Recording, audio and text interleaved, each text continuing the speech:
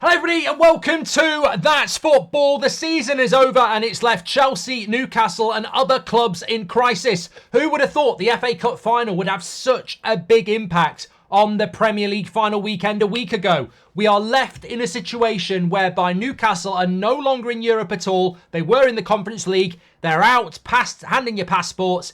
Chelsea thought Europa League's not too bad. You're in the Clown League, you're in the Conference League, as Man United win the FA Cup and take the Europa League spot. But I want to talk about, now that we know what's happening, what clubs are in crisis and what clubs aren't. And I will say Manchester United could very quickly join Newcastle and Chelsea in a bit of a crisis if they sack Ten Hag and send themselves back to ground zero.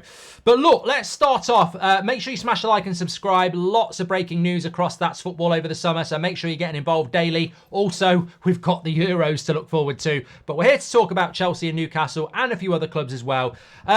Look, the latest coming out this morning, I saw Sky Cabe saying that on the final shortlist for Chelsea's next coach is De Zerbi, Thomas Frank, the Leicester manager, and McKenna. No Xavi. The list reflects the desire to appoint a dynamic, forward-thinking and progressive coach who fits in with the club's ideology, right? Bullshit. Chelsea want a puppet. Chelsea don't want Tuchel. They don't want Pochettino and they don't want Xavi because they're managers. They are managers with personalities that will want to have a say in how the club is run.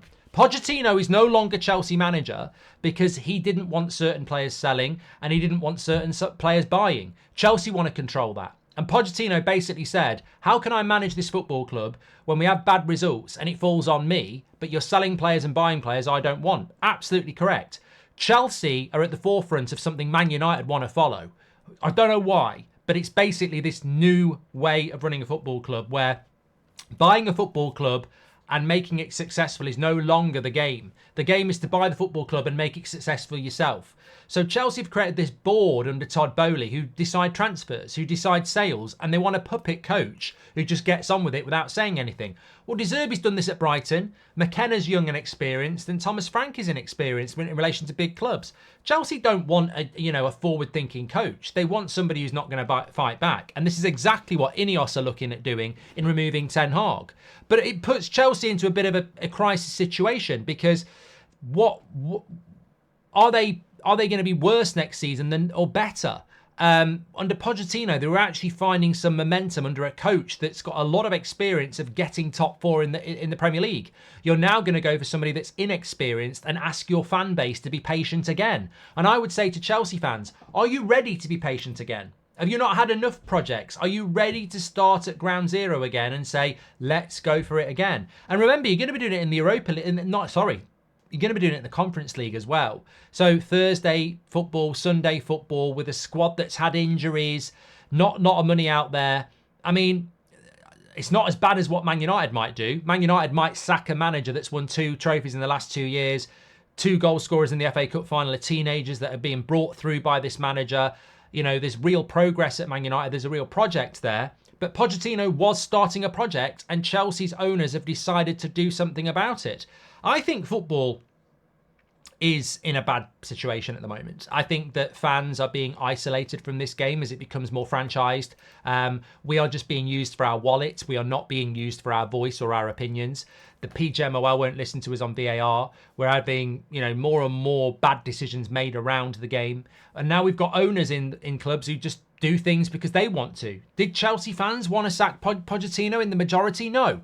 But your owners decided they were going to do it. They don't want to listen to you. Do Man United fans want Ten Hag to be sacked? No. Ineos are still considering doing it. It's incredible. Absolutely incredible. And this is where we're heading. And I don't know what the blueprint is. Like, I look at Liverpool, Klopp, manager, ingrained in the football club, ingrained with the fans, ingrained with the players. Arteta doing the same at Arsenal, Pep doing the same at Man City. These are the 3 most successful clubs in the Premier League over the last 5 years, 6 years, 7 years. And yet Chelsea have got an idea. We won't do that. We'll do what PSG do. We will have a board that tells the manager what to do. But it's never worked in the Premier League. It's worked abroad. It's never worked in the Premier League. Do you trust Todd Boehly and Chelsea to know better than Man City, Arsenal and Liverpool? And Man United, Ineos, Nice, do you trust them to know better than what Man City and Arsenal are doing as well? It's a weird approach that actually takes you away from your fans. We're going to make decisions that the fans don't want because we're in charge. And that's sort of what Chelsea and Man United look like they're doing.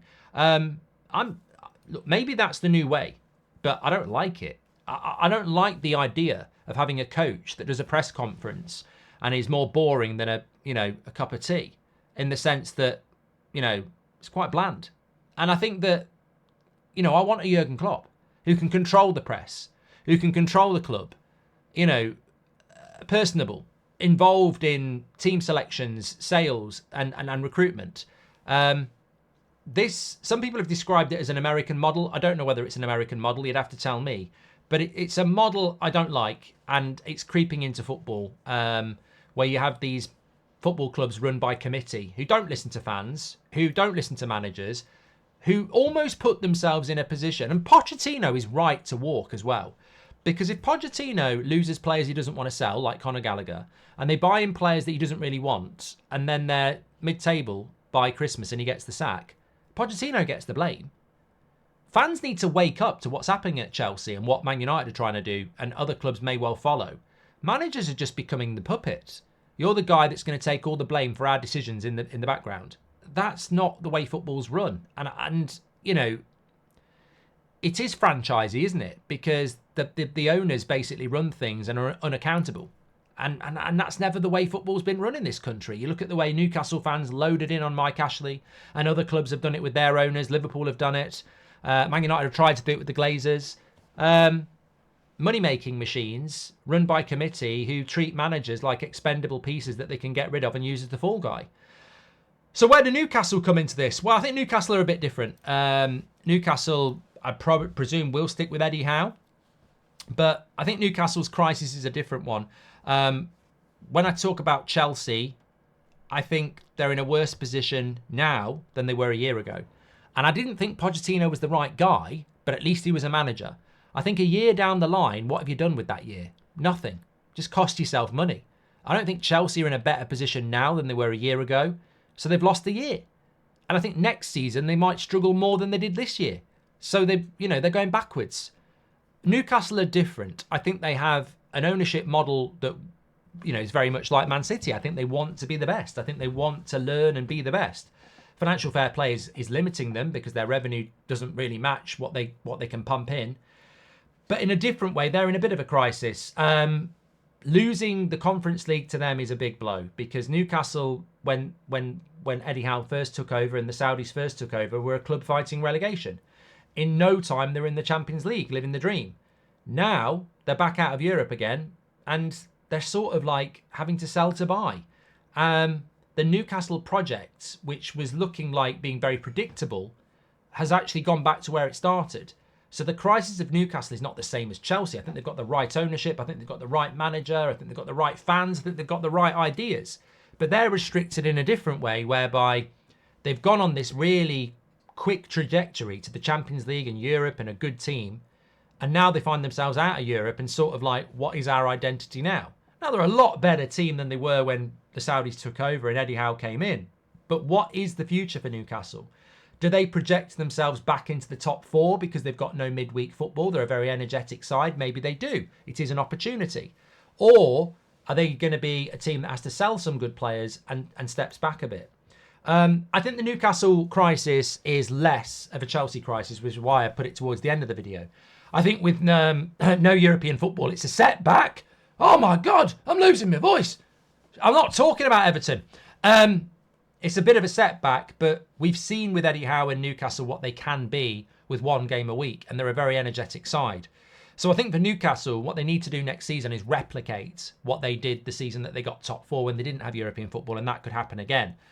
And their end of the lesson, really, I look at the clubs that can do well next year, and they're the clubs with the stability. I think Newcastle next season will be a threat on top four.